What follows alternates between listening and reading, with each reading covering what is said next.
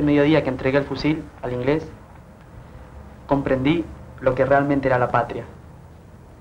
Que a mí me enchufaron, me vendieron una patria de bombos, con canchas de fútbol, con bandera celeste y blanca en el estadio de River, y que ahí el que iba ya era patriota y ahí cumplió con la patria. Y que la patria iba a ser grande porque Carlos Monzón ganaba el título mundial de boxeo y porque Argentina ganaba el mundial. Y eso no era la patria.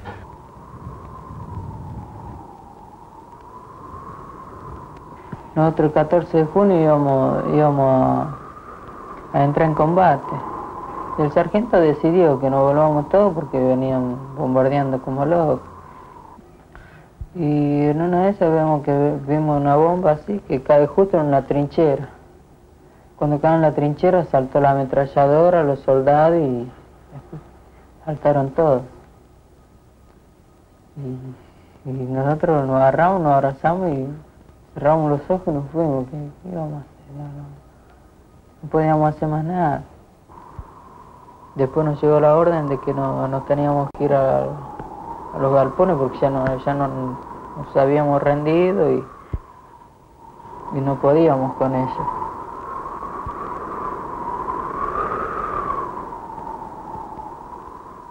Yo ahí me di cuenta realmente que fui traicionado, ¿no?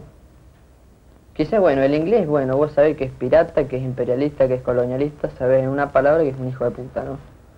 Pero que tu propio país, que tu propio gobierno te traicione de la manera que te traiciona, eso no lo puedes aceptar. Los pibes murieron, los jefes lo vendieron. Los pibes murieron, los jefes lo vendieron. Los pibes murieron, los jefes lo vendieron. Los pibes murieron, los jefes lo vendieron. Castiel, Moreno, mataste a los muchachos. Castiel, borracho, mataste a los muchachos. Castiel, borracho, mataste a los muchachos. Castiel, borracho.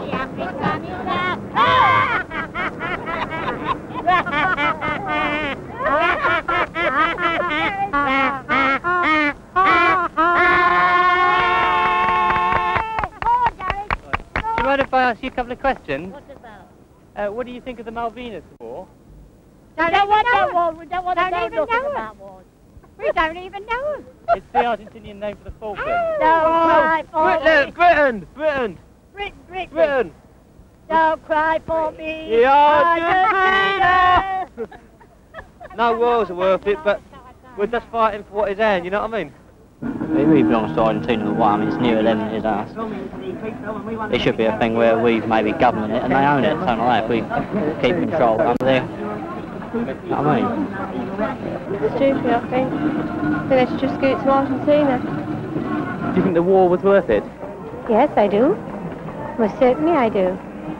Why? Well, because it belongs to us, that's all. And I felt, well, it's... What do you mean, why? Como argentino, siempre reclamamos el derecho del pueblo argentino sobre las Islas Malvinas. No por un romanticismo o un idealismo vacío, sino por una realidad histórica, jurídica y geográfica. The Falkland Islands are ours. There have only been British people there since the 1830s, people of British extraction, several hundred miles from the Argentinian coast. If you own a house and have been living there for 100+ years, you don't refer a matter to the court for a declaration that you own the house you've been living in for 100+ years. It's really a ludicrous situation for the Argentinians to maintain this claim, in my view.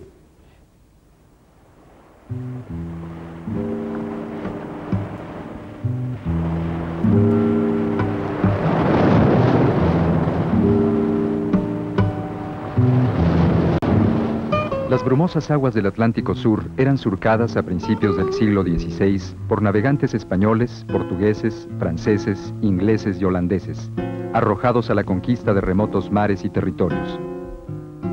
Muchos fueron los que creyeron haber avistado a su paso un misterioso grupo de islas en el lejano sur, pero fue un holandés, Sebald de Wert, quien por primera vez las registró con precisión en las cartas geográficas en el año 1600. Casi un siglo más tarde, en 1690, el capitán inglés John Strong desembarcó en el remoto archipiélago, limitándose a dar el nombre de Falkland Sound al canal que separa las dos islas mayores, sin hacer acto de posesión. Comenzaron entonces frecuentes visitas de marinos franceses, originarios de Saint-Malo o malouines, de donde derivaría la acepción hispana Malvinas, hasta que en 1764 el capitán Louis de Bougainville fundó Port Saint-Louis, el primer asentamiento efectivo de colonos.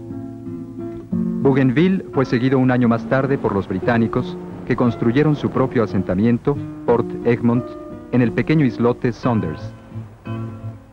La corona española reaccionó entonces reclamando los territorios que le pertenecían de acuerdo con el vigente Tratado de Tordesillas, obteniendo el reconocimiento de Francia y la entrega de las instalaciones por el propio Bougainville. Luego de un incidente entre España y Gran Bretaña, los ingleses también abandonaron Port Egmont voluntariamente para no regresar en casi 60 años. 20 sucesivos gobernadores españoles hicieron efectiva la posesión de las Malvinas, que con la independencia argentina en 1816 pasaron a formar parte de su territorio, izándose la bandera en Puerto Luis en 1820. En 1829 fue enviado desde Buenos Aires el gobernador Luis Bernet con instrucciones de poner fin a la depredación de la fauna de la región ejercida por pesqueros británicos y estadounidenses que cazaban indiscriminadamente focas y ballenas. Pero el primer incidente tuvo como protagonista a los Estados Unidos. En 1832, el capitán Silas Duncan acude en defensa de 3 pesqueros norteamericanos apresados por Bernet. Duncan destruye Puerto Luis, persigue a los pobladores y apresa a Bernet, declarando que las islas no pertenecen a nadie. A menos de un año, el 3 de enero de 1833, en acción interpretada por algunos historiadores como una colusión entre Estados Unidos y Gran Bretaña, el capitán John F. Onslow, comisionado por la corona británica al mando de la corbeta Clio, expulsa por la fuerza a los argentinos y toma definitiva posesión del archipiélago. Las inmediatas y fundamentadas protestas de la joven nación argentina no encontrarían en lo sucesivo más que oídos de mercader en el poderoso imperio británico.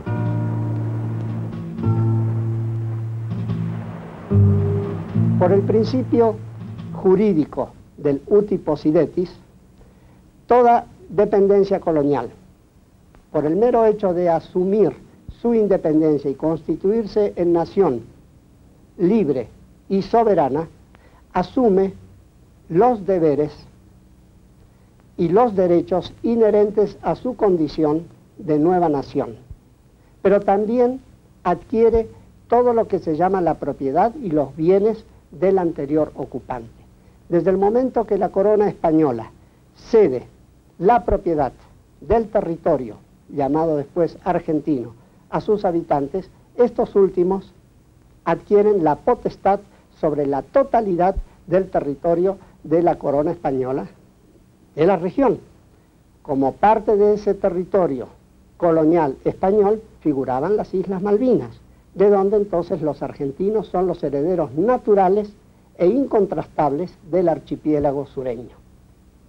The argument about the inheritance by the Argentine from Spain is not entirely negligible, but it is, in my view, of insignificant value as compared with the effective occupation. I do want to stress this.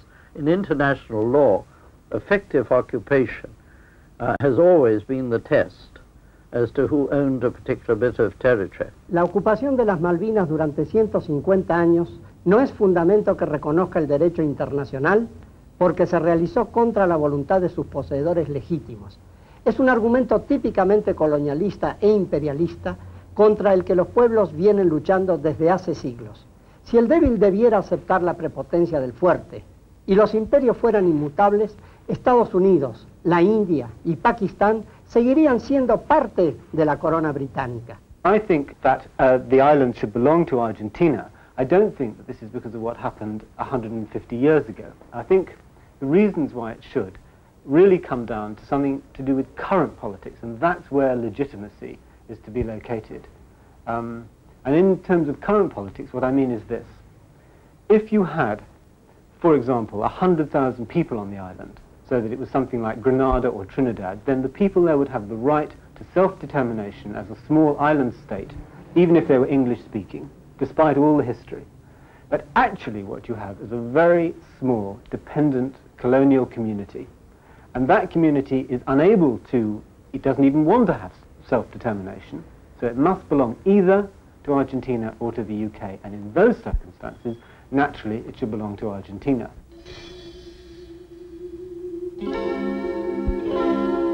Los intereses británicos no se limitaban a poseer las islas.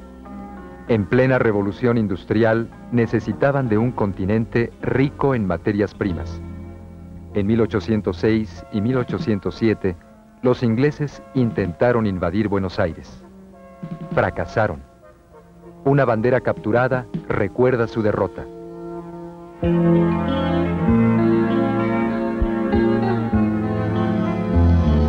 Pero el imperio implementó una forma mucho más sutil de conquistar las tierras anheladas, penetrar por la fuerza de su inversión económica y conseguir el dominio político. El puerto de Buenos Aires se convirtió en el lazo de unión con el imperio. Un vicepresidente de claro corte conservador llegó a afirmar que Argentina era una perla más en la corona de su majestad.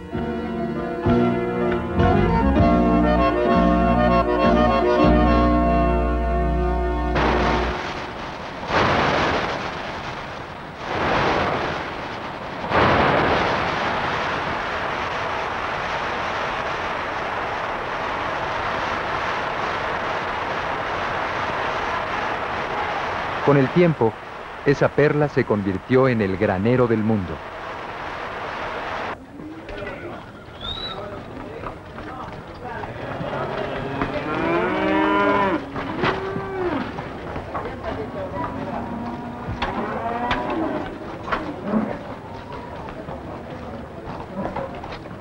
La bonanza económica atrajo a millares de emigrantes de todas latitudes.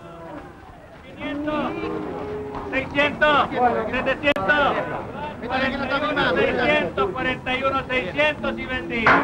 Nace una oligarquía terrateniente formada en parte por numerosas familias británicas que aún hoy, se dice, son dueñas de la Patagonia.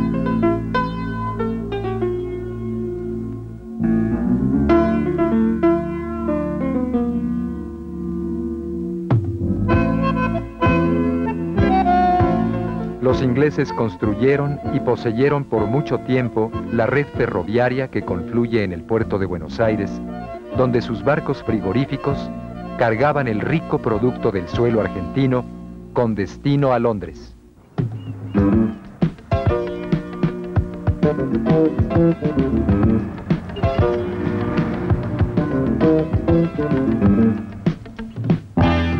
Hoy, a pesar de que ha cedido lugar frente al empuje arrollador de los Estados Unidos, la presencia económica británica en Argentina es incuestionable.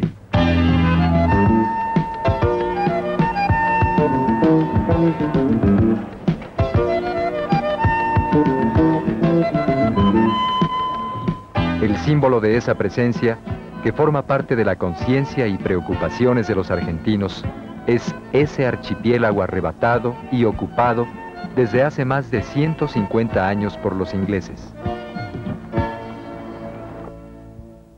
Las reclamaciones, nunca abandonadas desde 1833, cobraron nueva fuerza a partir de la creación de las Naciones Unidas, cuya Asamblea General reconoció que el diferendo debe tratarse como una cuestión de descolonización e instó, desde 1965, a Gran Bretaña a sentarse a la mesa de negociaciones. Pero 17 años no fueron suficientes para encontrar una solución razonada. En 1982, el general Leopoldo Fortunato Galtieri, dictador militar de turno, tomó sorpresivamente el archipiélago por la vía de las armas, sin calcular que así abría la puerta a una verdadera guerra con sus viejos aliados. In my view, that war had more to do with the internal affairs of both Britain and the Argentine than it had to do with the actual occasion of the war. Both leaders, for different reasons, were in internal difficulties. Desde el 24 de marzo de 1976 a la fecha, se intervinieron organizaciones sindicales, se nos quitó el poder de nuestra central obrera, que era la Confederación General del Trabajo de la República Argentina. Se decretaron leyes represivas y regresivas que no estaban con el adelanto social del mundo.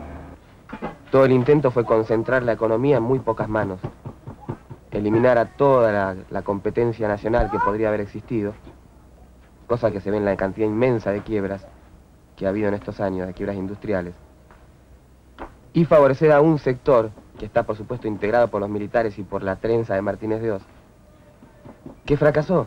Todos estos grupos quebraron. Intentaron concentrar la economía ellos, tenían desde bancos hasta empresas de todo tipo. Y por la propia crisis económica internacional, por la propia situación interna, que los trabajadores y el pueblo no tienen un peso para gastar, por lo cual no hay venta de nada en el mercado interno, no hay colocaciones tampoco en el mercado externo, se quiebra.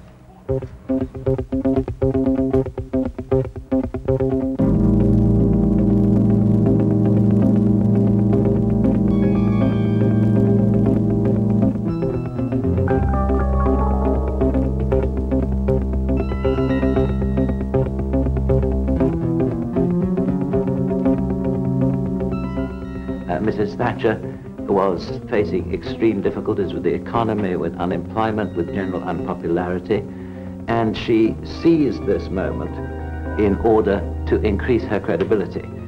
But the response of the British people was very confused. It was a game of bluff. Stage by stage, they were involved in a more extreme position. And this was conducted with a tremendous amount of recourse to nostalgic historical reminiscence. There was a deliberate revival of the catchphrases, of the reminiscences of the anti-fascist war of Churchillian times.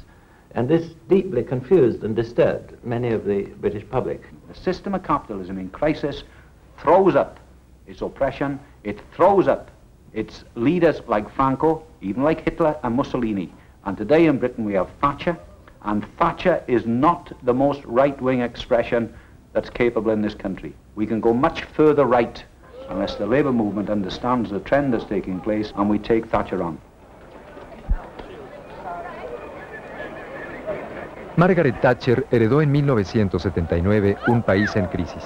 El sueño imperial comenzó su declive hace más de 100 años, pero las almas conservadoras se resisten a creerlo. La Dama de Hierro se aferra a los valores del pasado, ley y orden, la familia, patriotismo, o los usa como excusa para implantar un nuevo estilo de política económica. Reduce la inflación elevando el desempleo, lucha contra la influencia de los sindicatos, incrementa el armamentismo, se niega a considerar las demandas de la oposición. Su rigidez llega inclusive a tolerar impasible la huelga de hambre que lleva a la muerte a 10 independentistas irlandeses.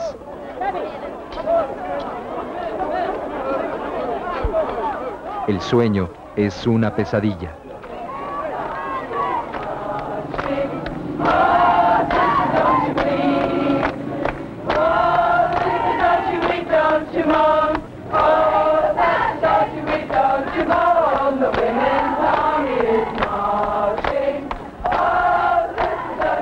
You won't beat the Labour movement, just as the Argentinian junta will not beat the Argentinian people. But what we have to try and avoid is that we in Britain have to go through the same experience of atrocity and oppression that the Argentinian people are going through.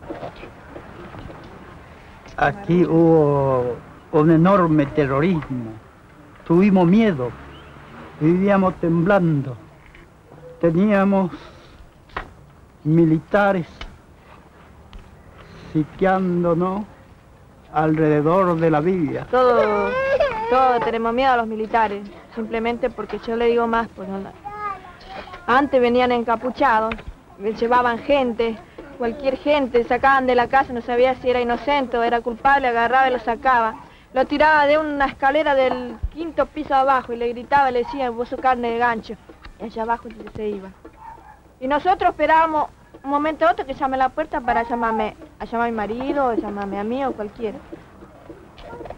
Y temblábamos de miedo porque como hubo tantos castigos de parte de los que estaban en el poder, eso fue nuestra vida.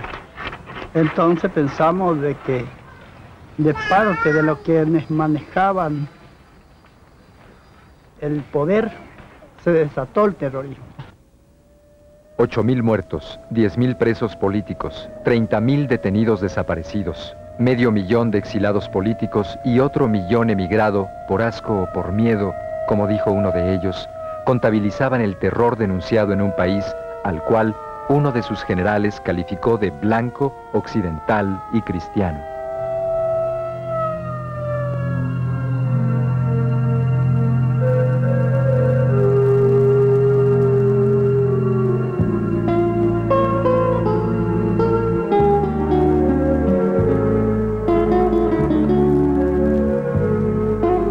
Circulen, dijo el policía, y ellas comenzaron a marchar ese jueves. Circulen, dijo, y no supo que impulsaba una danza sin fin, un círculo de amor sobre la muerte, una sortija de bodas con el tiempo, un anillo sobre su propio cuello. Caminan en círculo los jueves, no descansan, no duermen, huelen a tempestad, no olvidan porque es jueves. La tarea fue muy difícil. Aquel que hablaba en voz alta o que era conocido más o menos por su actividad sindical o gremial, o desaparecía o corría el serio riesgo de desaparecer. Pero la resistencia contra la opresión, contra la miseria, contra el gobierno fue así, muy por abajo. La organización nuestra, mismo en la fábrica, tuvo estas características. Sin que supiera la empresa, sin que supieran los dirigentes, sin que por supuesto supiera el gobierno, hablando boca a boca y de oído en oído.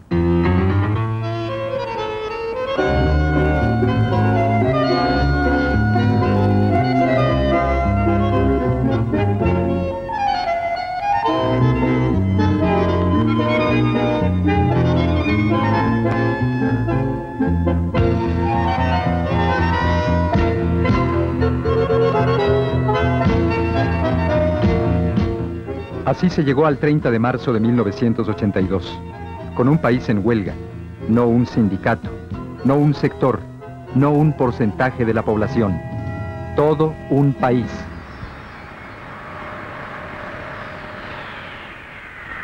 El 30 de marzo de 1982 también tenemos nuestros héroes. Fue una jornada de gloria. Paz, pan y trabajo era lo que solicitaba un pueblo.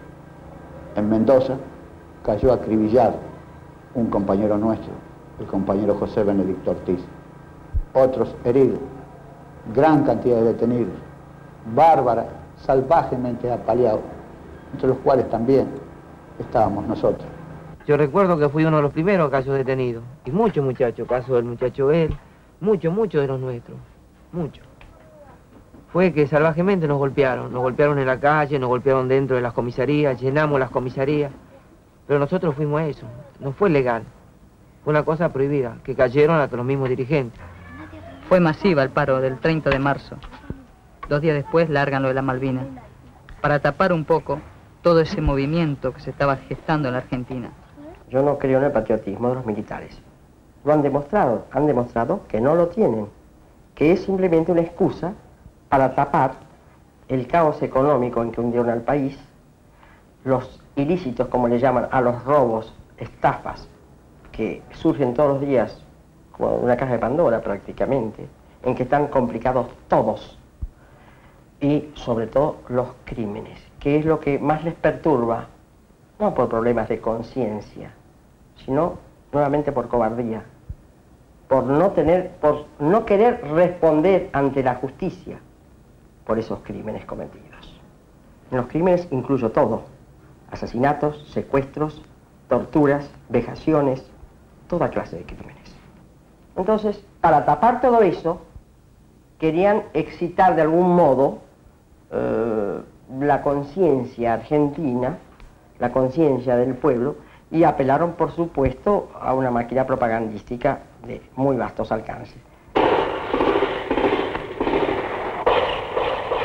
not as well and truly pinned down, and they're not trying to attack, so I think they're waiting for the armoured personnel vehicles to come. And then I think maybe they'll have another go. But I'm not walking out, I'm not surrendering to the bloody arches, Patrick, certainly not.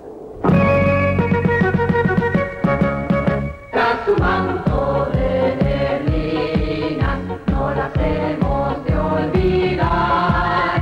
Las Malvinas, Argentinas, trama el viento y ruge el mar. Mire aquello. 2 de abril de 1982. Ha terminado la usurpación. Fueron 150 años de paciencia, casi un siglo y medio de espera, de largas conversaciones, de inútiles solicitudes. 2 de abril de 1982. Es el día más esperado por varias generaciones de argentinos. Nuestras Fuerzas Armadas recuperan las Islas Malvinas, las que fueron, son y serán argentinas. La patria en la extensión, ¿quién nos habla y olvida? Leopoldo Fortunato Galtieri sale al balcón de la Plaza de Mayo. Allí está el pueblo reunido que ha comenzado a juntarse, a expresar bajo un solo grito: Argentina, Argentina, las Malvinas por fin son nuestras.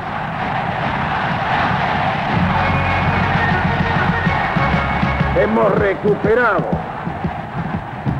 salvaguardando el honor nacional, sin rencores, pero con la firmeza que las circunstancias exigen, las islas australes que integran por legítimo derecho el patrimonio nacional.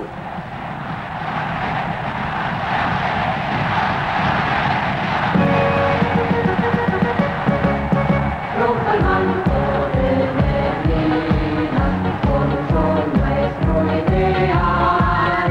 Las Malvinas, Argentinas, en dominio ya inmortal. When you see the Argentines invading the Falklanders, we all feel the same. We all feel they're British there, they owe their allegiance to the Crown. And that's why I feel so deeply and strongly that we have to regain the Falklands for British sovereignty. It is still British, and the people still wish to be British. So far, they have been betrayed, and the responsibility for the betrayal rests with the government. The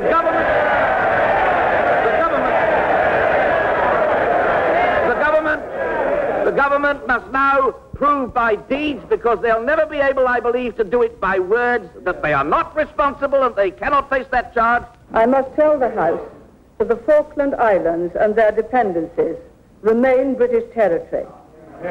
No aggression and no invasion can alter that simple fact.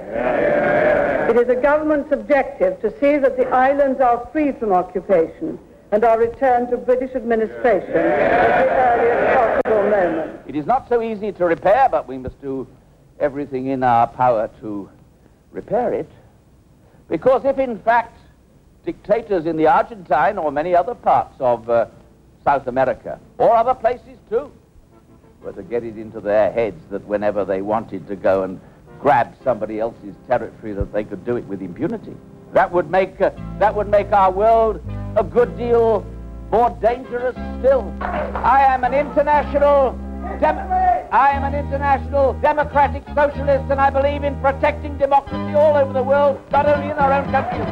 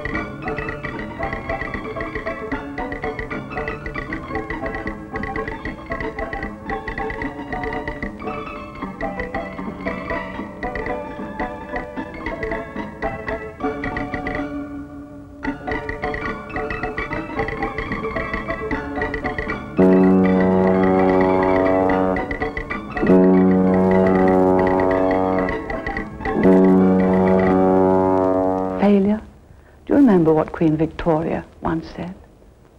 Failure, the possibilities do not exist.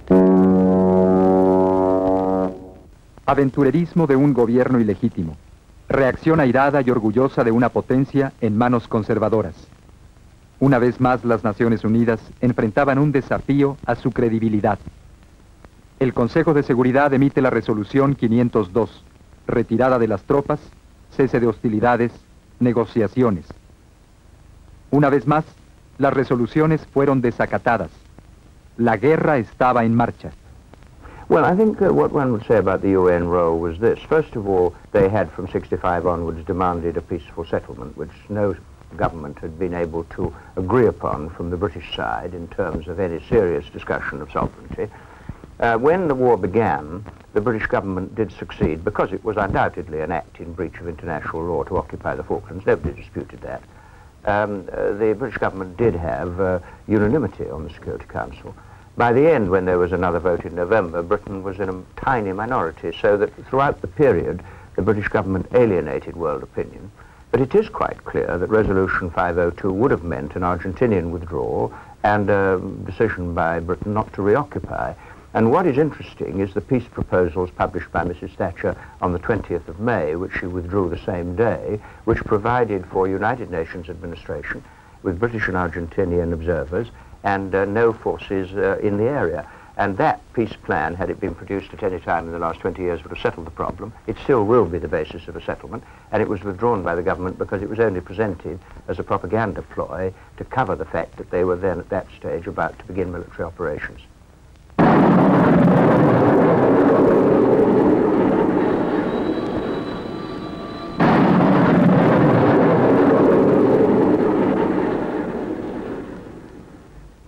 El viernes a las 6 horas 2 minutos, recuerdo bien porque tenía el reloj que perdí en Malvinas, lo tenía puesto, nunca me lo sacaba ese reloj. Me llaman por teléfono, me llama un suboficial de la compañía y me dice que a las 8 de la mañana tengo que estar presentado en la compañía. O tenía que presentarme en la compañía para alistarme otra vez en el ejército. Me encontré un soldado de la clase 63 que tenía el pie todo roto, tenía todo podrido, no podía caminar. Entonces agarré, le dije que si quería que yo vaya por él. Y agarró a él y me dijo que bueno, que vamos a hablar con un sargento primero. Fuimos a hablar con el sargento primero, me dijo que no. Fuimos a hablar con el teniente primero, nos dijo que ya iba a ver. Fuimos a hablar con un cabo primero. El cabo primero, como él me conocía ya del año pasado, me dijo que iba a ver y al fin lo logró. Tuve que cambiar la ropa y así nomás me fui.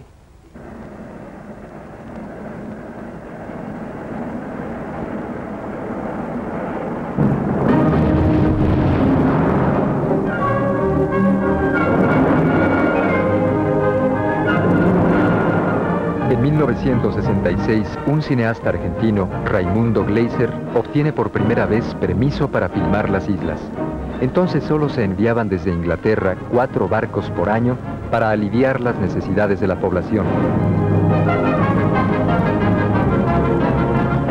Los 1800 kelpers viven en condiciones casi feudales. Se dedican a la cría de ovejas. Sirven a la Falkland Island Company, dependiente del monopolio Coal Line. Esa empresa posee el 46% de las tierras, la mayoría de los establecimientos ovinos y comerciales y las viviendas que sus empleados habitan y deben devolver al jubilarse.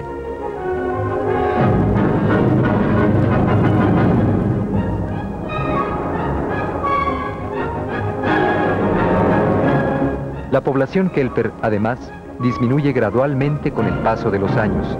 Según algunos, son más británicos que los británicos, pero fueron siempre ciudadanos de segunda.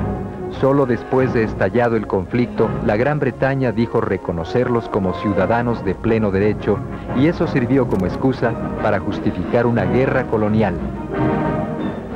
Los kelpers habitan un territorio que dista solo 400 kilómetros de un continente que alberga a más de 250 millones de latinoamericanos.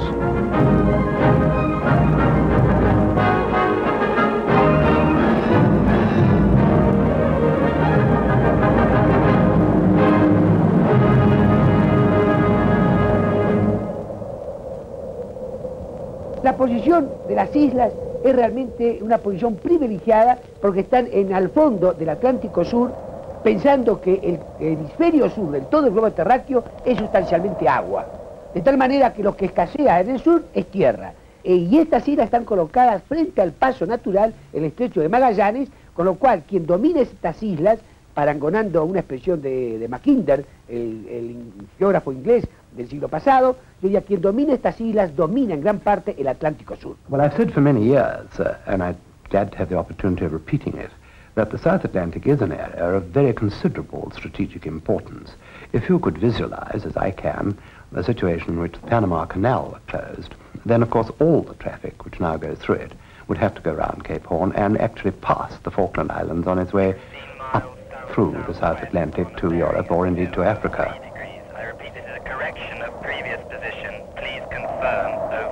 Desde el punto de vista de los recursos naturales propios, el informe de Lord Shackleton, entre otros, ha puesto en evidencia que la isla, como perteneciente a la plataforma submarina argentina, pertenece a la misma o aparentemente conectada cuenca petrolífera que existe ya en Comodoro Rivadavia y en todo el sur argentino. De tal manera que es un real depósito, posiblemente un gran depósito de petróleo, en momentos en que el petróleo mundial está en términos de terminarse. El potencial petrolífero de la cuenca argentina, la plataforma continental argentina, es 4 veces superior a la riqueza que tiene Estados Unidos en el Atlántico. Como sabemos con precisión cuánto es esa riqueza en el Estados Unidos, que son 5 millones de metros cúbicos, podemos multiplicar por 4, significa que nuestro potencial petrolífero en la cuenca austral es de 20.000 millones de metros cúbicos. There isn't an immediate opportunity for exploiting oil, and it wouldn't be particularly good for the Falklands if they tried to, and if there was any oil to be exploited in that area, it would be far better to be done from the mainland, from Commodore Rivadavia, where there are suitable ports. It is vital that whatever is done in the way of exploitation should be done with a full recognition of the importance of conservation. This applies to krill, these small shrimps, which are abundant in the South Georgia area. There is enough resource there to equal the whole of the world's fish catch, and it is the most important source of protein. Como si esto fuera poco, resulta que las islas están ubicadas casi al borde del único continente que aún el mundo no ha poblado y que no ha descubierto ni siquiera por aproximación. Me refiero concretamente al casquete antártido, que aparece como una capa de hielo, pero a diferencia del casquete ártico, que es puro agua, el del sur es pura tierra. ¿Qué hay detrás de eso? ¿Qué hay por debajo? No se sabe. Y el mundo tiene que repartírselo de alguna manera como un recurso para el mundo. Los países vecinos a eso, como la Argentina, como Chile, arguyen derechos de vecindad. Y los británicos, sobre pretexto de tener las Malvinas, también arguyen tener un derecho a presencia y al reparto en el continente de la Antártida.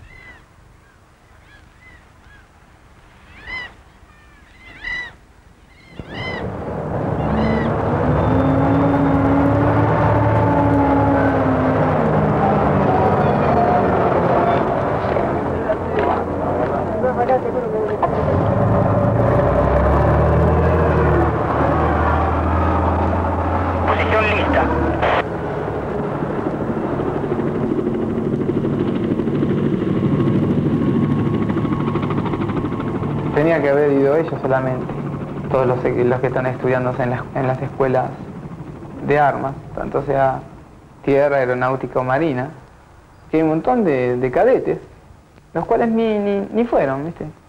Y fuimos nosotros, inexpertos soldados que no nos sabían, algunos ni agarrar un arma.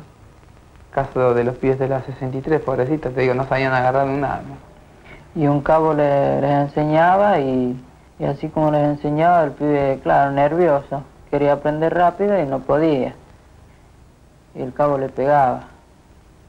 Hasta el último que me mandó a mí y yo agarré, le expliqué despacito que tenía que desarmar la manivela, fijarse si tenía la munición adentro, la recámara, sacar el cargador, todo eso. Y desarmarlo despacito, tocar en la palanca que se levanta solo el fusil y el pibe a la media hora aprendió todo. Hasta ahora yo lo llevé para que tire, le puse unas latas que tenían raciones frías, le puse ahí, le dije tirale ahí, gastaste el cargador, pero tirale, tratá de pegarle, porque es una defensa para vos como puede ser para mí también.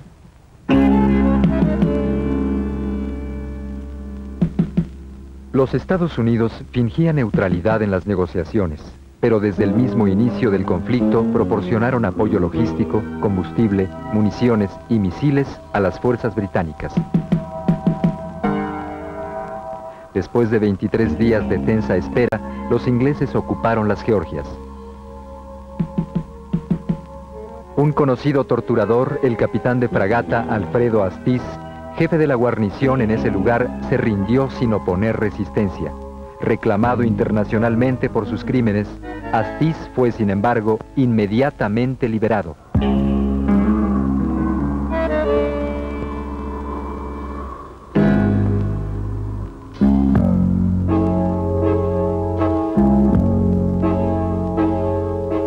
Los Estados Unidos, fieles a su principal aliado en la NATO, traicionaron nuevamente, como en 1833, la doctrina Monroe y sus siempre dudosos compromisos con América Latina.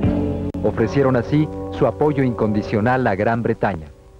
The President has also directed that the United States will respond positively to requests for materiel support for British forces.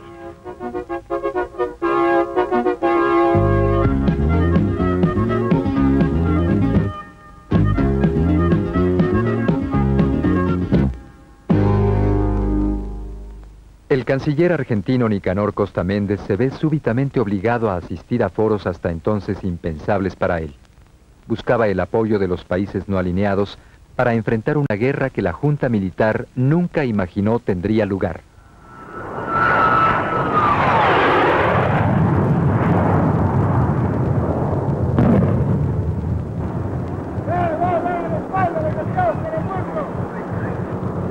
Se supuso que Gran Bretaña, salvo algunas demostraciones, no trataría de recuperar por la fuerza las Malvinas y se avendría a negociar por fin, después de 17 años de falsas negociaciones, a devolver las islas al país.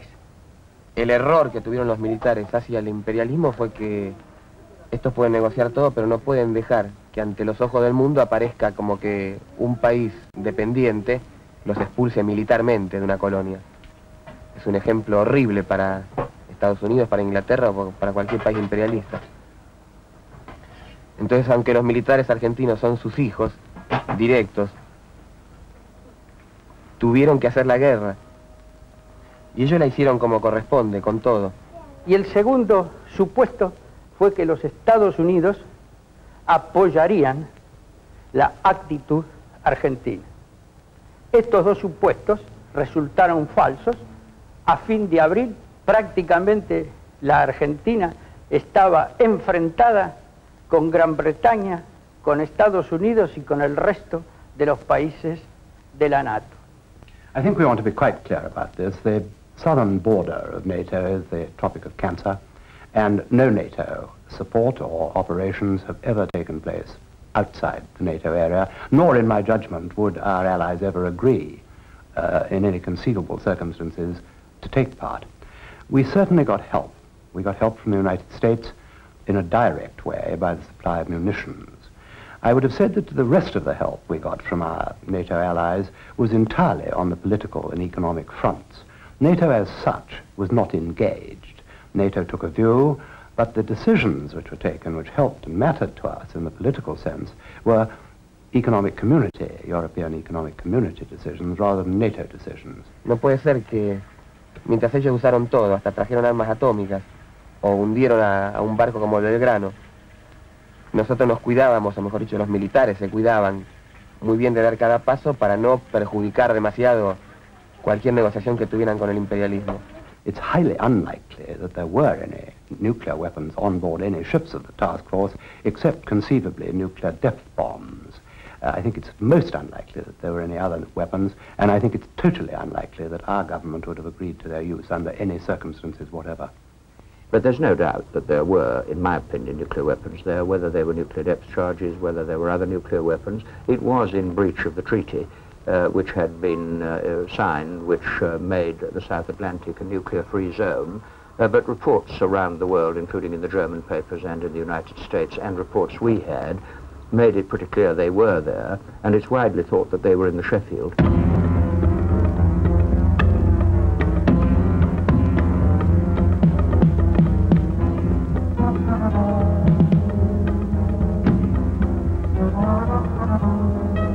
Cuando en las Naciones Unidas las negociaciones parecían conducir a una solución pacífica del conflicto, la señora Thatcher autorizó el hundimiento del crucero General Belgrano, que navegaba fuera de la zona de exclusión impuesta por los propios ingleses.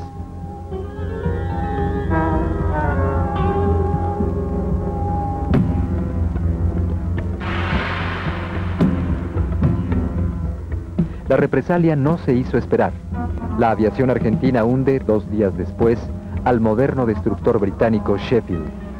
Ambos gobiernos habían llegado a un punto sin retorno en las hostilidades.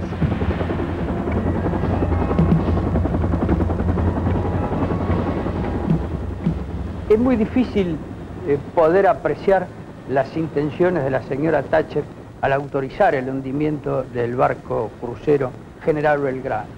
Seguramente ha habido, primero, una motivación de tipo militar, que era ocasionarle un daño importante a nuestra flota, como para demostrar la voluntad beligerante de Gran Bretaña.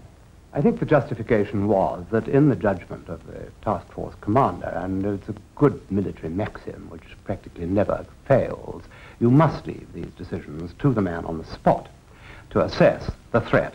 He did, of course, get permission, as you know, from the government, indeed from the Prime Minister, to carry out the attack on the Belgrano, but it was his judgment that she was threatening the task force. She had in company destroyers which were equipped with the surface-to-surface Exocet missile, and therefore I think that it was perfectly justified. I don't, in fact, believe that she was steaming away, I think, towards the continent. I think she was steaming towards the task force. It was unfortunate from a public relations point of view that she was outside the exclusion zone which had been declared. I think it was too easily forgotten in South America that our government had said that any vessel which posed a threat to the task force was, to put it crudely, fair game. Tampoco puede descartarse que la intención segunda de la señora Thatcher haya sido perturbar las propuestas de paz que ya circulaban. The Belgrano was sunk, as you know, at the point when the negotiations that were being mediated by Belaúnde Terry of Peru were at the point of success. So obviously there is this question, was the Belgrano sunk by the British in order to prevent a successful negotiated solution?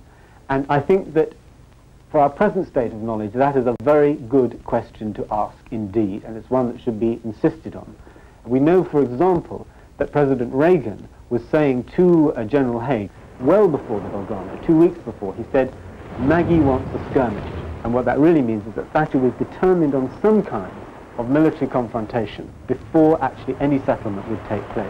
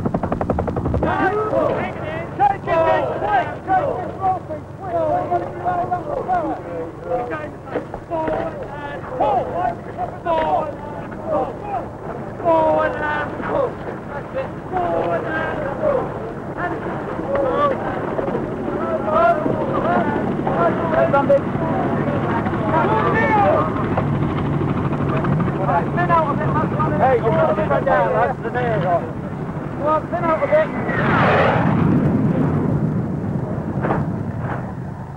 That one was hit twice over there in the back.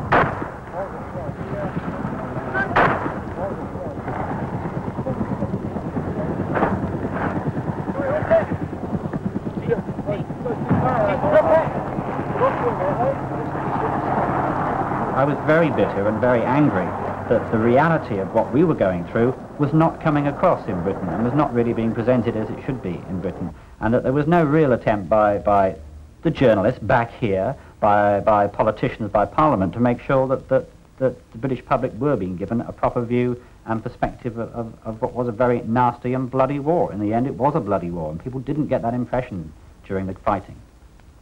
Colleagues of mine suffered, colleagues with the fleet obviously suffered censorship, delay, frustration. People here suffered censorship, delay, frustration.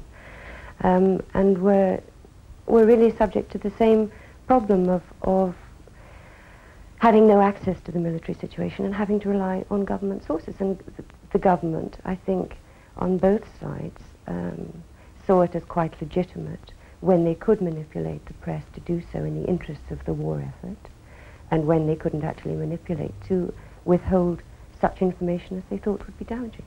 The Joint Chiefs of Staff themselves and the junta said very little. In fact, they didn't manipulate in that sense. They just didn't say very much. But because everyone was rather desperate for information, and the mood was very triumphalistic, as they said, people were always looking for some good news to report, and it wasn't checkable, and it didn't terribly matter whether it was true. The result of the lack of information was that people were dependent on rumors, particularly rumors emanating from the military.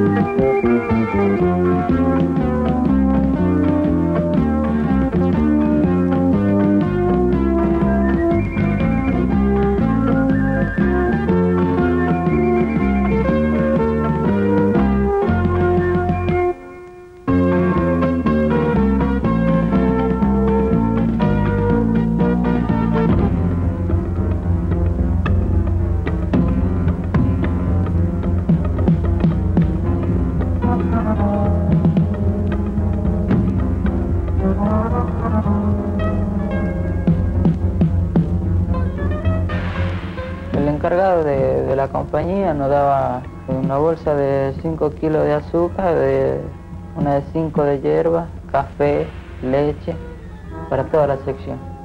Y el jefe de sección se la quedaba, se la hacía quedar él y se la comía él. Y después nos dieron las raciones de combate, las latitas, y venían raciones de combate, venían cigarrillos, todo, y todo se lo agarró él. A todos los cigarrillos se lo agarró él. A las raciones de combate mandó un soldado que sabía cocinar, y le dijo que le haga un guiso y se lo comió todo el guiso, se lo comió todo él. No le dio para los soldados. Que incluso los soldados, estuve hablando con algunos soldados la vez pasada y me dijeron, vos te pusiste a pensar que nosotros mismos lo podíamos defender a él, pero ¿cómo le íbamos a defender si él nos mataba de hambre? Y llegó un momento, viste, que nos miramos todos, nos callamos todos y lo único que faltó es que nos pongamos a llorar todos juntos, porque cuando caímos en la realidad, ¿dónde estábamos? Que era un pocito, bueno, no era un pocito, era un pozo que hasta, mira, tenía una forma un tanto irónica fue nuestra para construirlo, ¿no? Le habíamos hecho como una especie de ataúd, viste, una formita así, cómica, viste, si te pones a pensar, porque dijimos, bueno, o sea que si nos llegan a matar ya tenemos la fosa hecha, ¿viste? Y tenía la formita de un cajón, ¿viste? O sea, teníamos a veces sentido de un humor para hacer las cosas, ¿viste?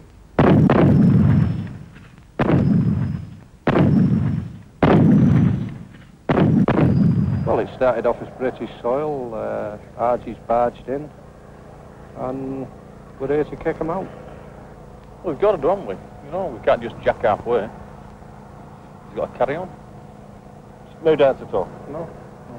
And how about you? It's like he says, if you got to do something, you got to carry it out all the way through.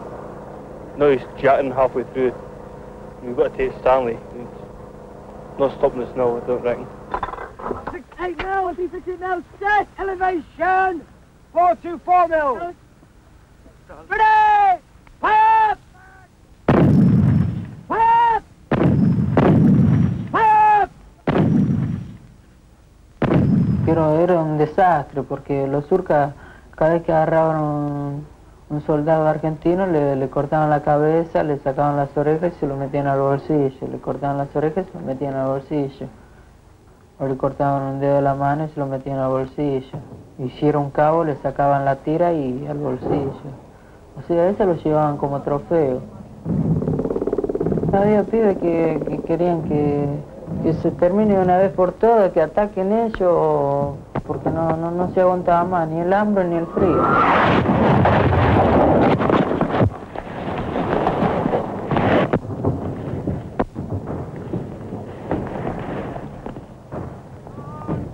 Y aparte con los fusiles que teníamos, tirabas un tiro y se te trababa el fusil. Con la ametralladora que teníamos bandas descartables, tenía que andar juntando pedacitos de banda por pedacito para armar una munición. Y así en una guerra no se puede, no.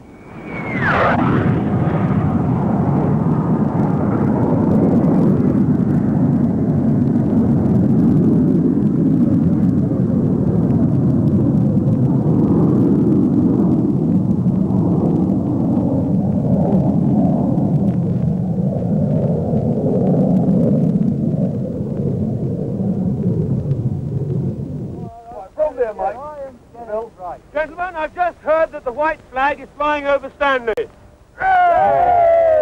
Fue Joffre por allá y nos dijo que iba a haber relevo, más o menos.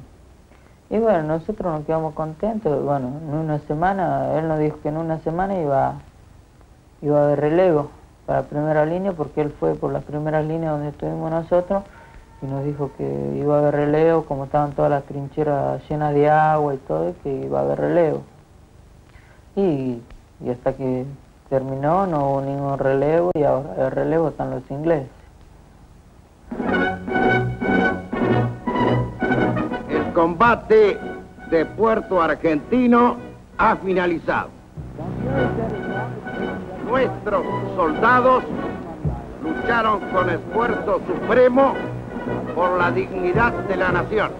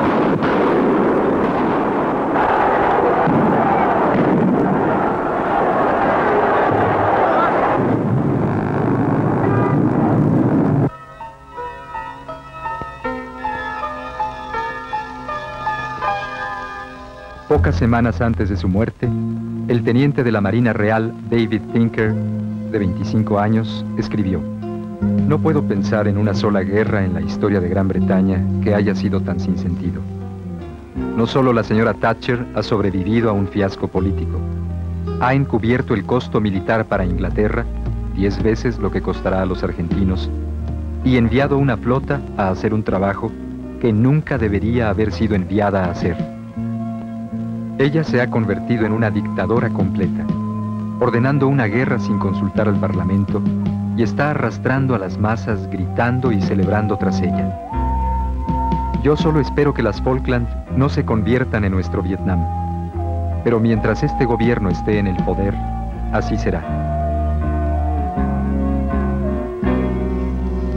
Si la Argentina ganaba la guerra, el pueblo hubiera festejado un deseo de tantos años, pero por detrás de eso, íbamos a tener que aguantarle a las camarillas militar que iban a usar como escudo,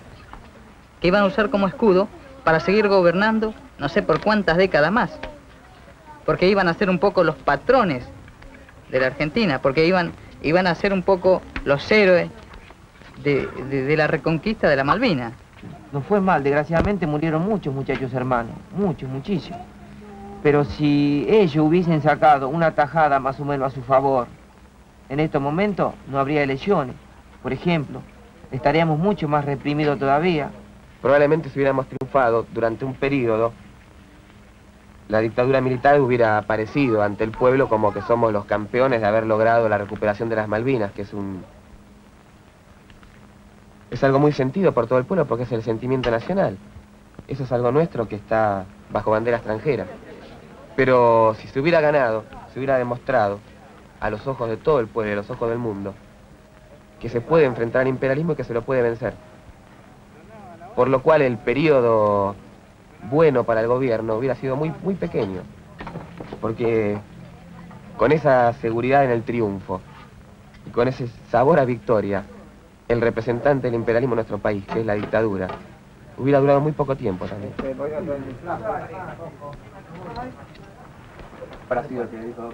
Sabemos que en el exterior se dice que como campaña se utilizó y se utiliza que apoyar a la Argentina es apoyar a la dictadura militar más asesina y bla, bla, bla. Nosotros no apoyamos a la dictadura. Desde el momento que estamos peleando contra los despidos, estamos peleando contra la dictadura también. Y entendemos que es parte de la política más cínica que puede existir, que los gobiernos de Inglaterra, de Estados Unidos y de ese tipo de países utilicen este tipo de argumentos cuando son ellos los que apoyaron a la represión durante estos 7 años, los que apoyaron a los militares, y que ahora vengan a descubrir que eran asesinos. En todo caso lo vienen a descubrir porque saben que los militares no van más, que el pueblo ya no los tolera más y que tienen que darse otra forma de gobierno. Pero los que callaron durante 7 años, facilitaron y apoyaron a este tipo de gobierno, que reprimió y asesinó a los trabajadores y al pueblo, son los que menos derecho tienen a criticarlo. En todo caso, que laven sus culpas diciendo, nos equivocamos al apoyarlos. Nosotros también somos cómplices del asesinato de los argentinos.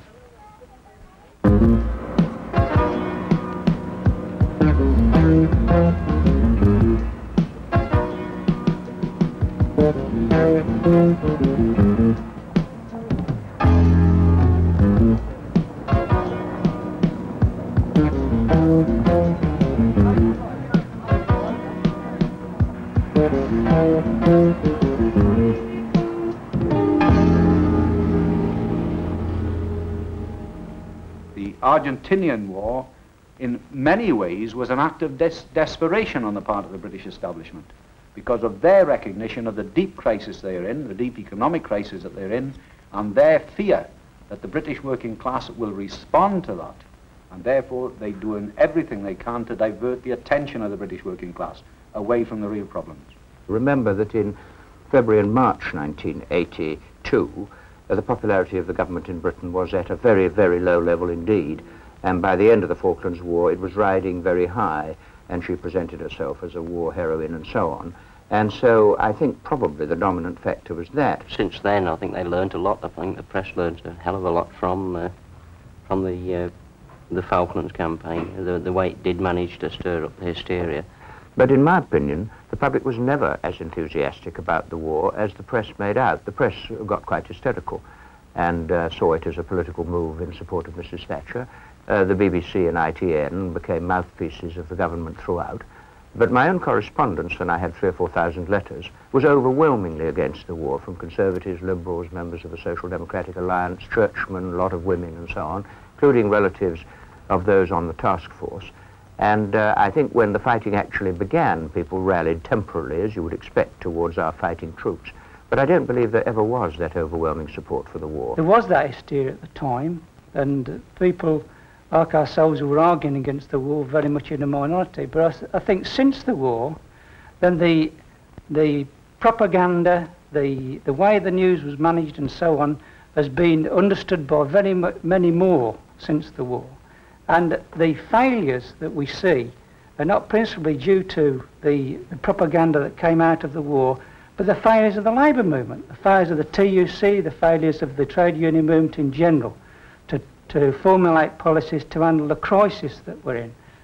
I remember that we at a branch meeting, which on the outbreak of the war, adopted a policy which called upon the TUC and the equivalent in Argentina to some way coordinate the struggles of the British working class and the Argentinian working class against the reactionary governments in both countries. And that was adopted by the branch, and it was circulated throughout the members. And there were elements in the labour movement who were raising that banner and saying, in fact, that we should have nothing at all to do with the war.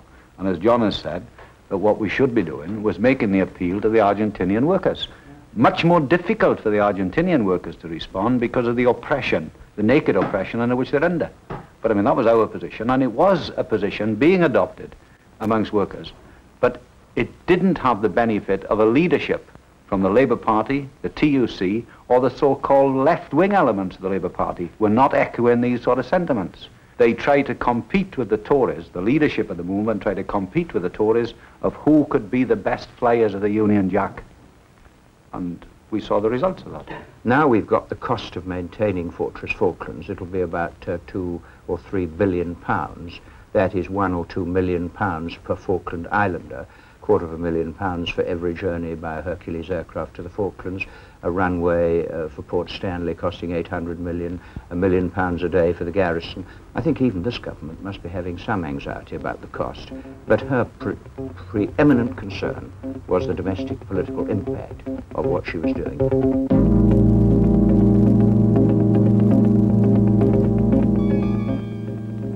Un año después, los oscuros propósitos que motivaron la aventura bélica comienzan a revelarse con claridad.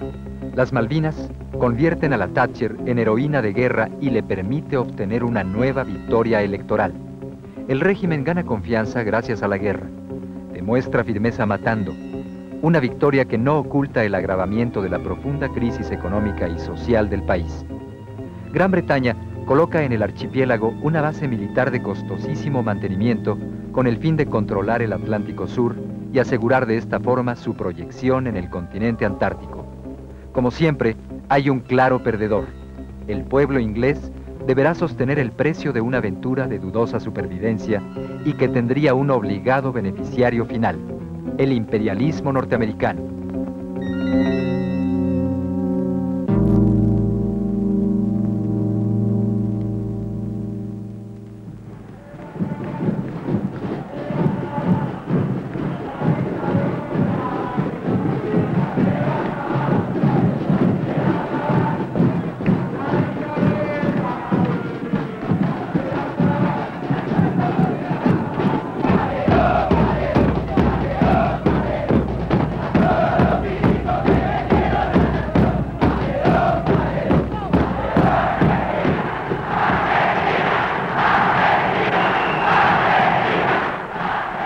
Después de la vergonzosa rendición, el pueblo está en la calle y exige la ida de la tiranía.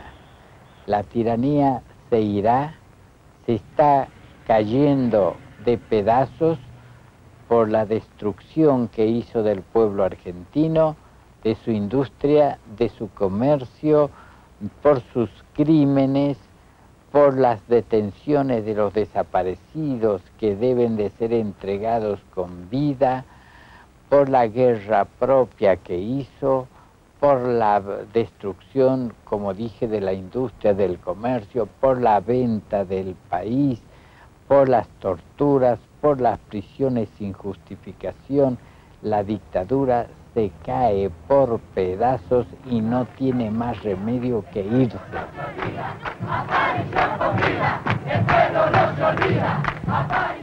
Aquí en esta sala donde estamos haciendo este reportaje, vienen permanentemente familiares que tienen sus hijos desaparecidos en las Malvinas, como también los familiares que fueron, que tienen sus seres queridos desaparecidos por todo el aparato represivo. Y estamos encarando, averiguando qué es lo que ha pasado con estos jóvenes, porque hasta ahora, si bien algunas de las fuerzas armadas han dado explicación de los desaparecidos, el ejército hasta el día de hoy no ha dado información.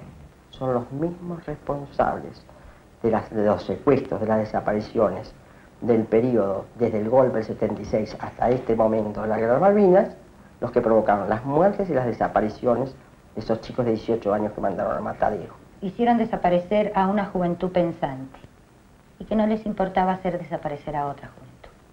Tiene muy poco valor la vida para ellos. Ningún partido político está en condiciones de decir aquí no pasó nada, aquí han pasado muchas cosas. Y si los partidos políticos no lo asumen, van a ser cómplices de esa situación de injusticia.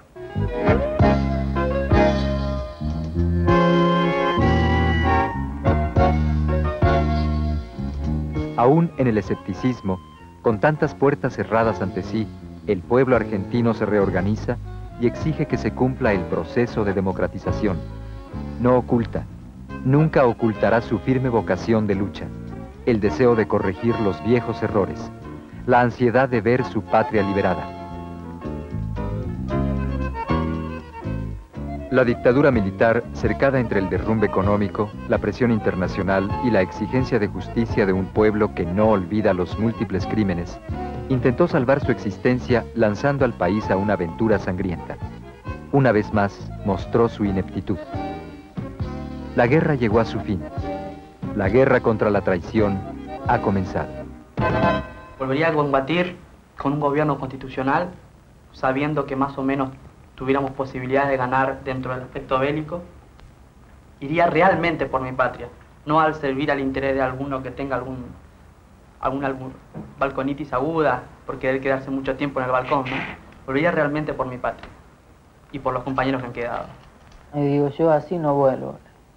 A mí me dan una arma nueva, le digo, me dan ropa nueva, ropa térmica, bolseguís nuevo, todo nuevo, le digo, yo vuelvo, le digo. Equipo aligerado nuevo, no como lo que nos vieron, porque ese no era un equipo aligerado, era una piola atado en una frazada y te lo ponías al hombro y ya está ahí. Pienso que esa tierra son nuestras, sí. Y así como las dejé un día, pienso volver de vuelta allá.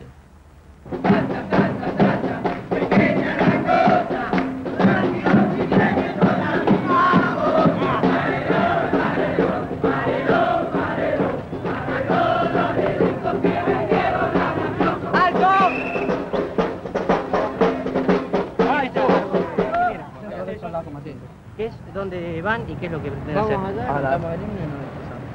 ¿Qué cantidad de gente trae? Y esta nomás. ¿Centro de combatientes? Cuando vine acá y vi lo que pasaba en este país, ¿no? En mi país, yo dije, no, esto no puede ser Malvinas. Los compañeros que quedamos allá, los que quedaron allá besando la patria, no pueden tener este pago. O sea, ellos murieron por una solidaridad, por una voluntad nacional de combatir, de defender lo argentino, y ahora estamos en la misma que antes del 2 de abril. Malvinas no deja ninguna enseñanza, no tiene ningún saldo positivo si nos ponemos pura y exclusivamente a criticar la Junta de Gobierno, porque ya sabemos que la Junta de Gobierno es una Junta de Gobierno traidora, que represora y todo lo que se sabe internacionalmente. Pero acá lo que hay que resaltar es los valores por los que se mueve Malvinas y los valores por los cuales el pueblo argentino apoya y por lo cual Latinoamérica apoya. Entonces, bueno, hay que trabajar, o sea, el darle un sentido a Malvinas es seguir trabajando bajo esos puntos de vista, o sea, bajo los puntos de vista de unidad nacional, unidad latinoamericana, O sea, acá se vio realmente cuáles fueron los amigos y los enemigos. De repente esa guerra que yo en Nicaragua, digamos, si bien no conocía la situación interna de Nicaragua, para mí estaba muy lejos Centroamérica. Quizá estaba más cerca de Norteamérica porque tenía más lazos con mi país, o porque mi país dependía mucho más de Norteamérica. Era una guerra a la cual quizás en su momento, una revolución a la cual me apoyé, igual que la de El Salvador. De repente me doy cuenta que son pueblos que quizás lucharon por lo que luchamos nosotros en la Malvinas, que fue por librarse del imperialismo. Es la continuación de la guerra en la independencia, porque todavía no estamos liberados, todavía tenemos yugos acá. O sea, vemos lo que es Latinoamérica y Argentina, bueno, estamos convencidos, yo por lo menos convencido claramente que todavía no estamos liberados, que tenemos barreras de dependencia todavía. Porque la lucha de Malvinas no solo compromete a Argentina, sino compromete a toda América Latina. Ahora vamos a hacer un minuto de silencio por nuestros compañeros muertos en combate.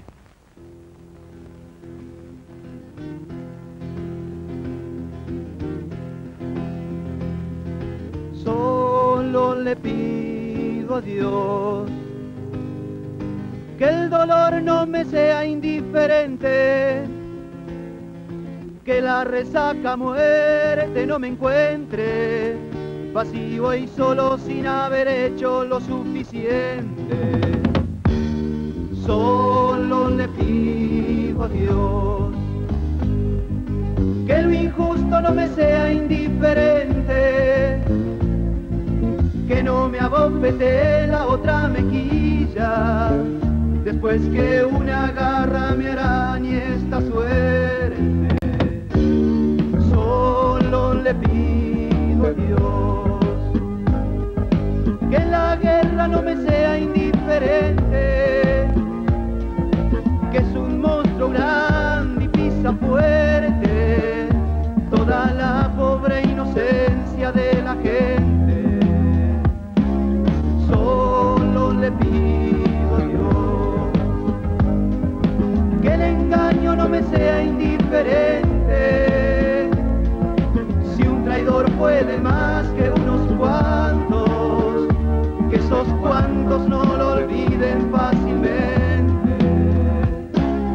Solo le pido a Dios que el futuro no me sea indiferente, desahuciado está el que tiene que marchar a vivir una cultura diferente.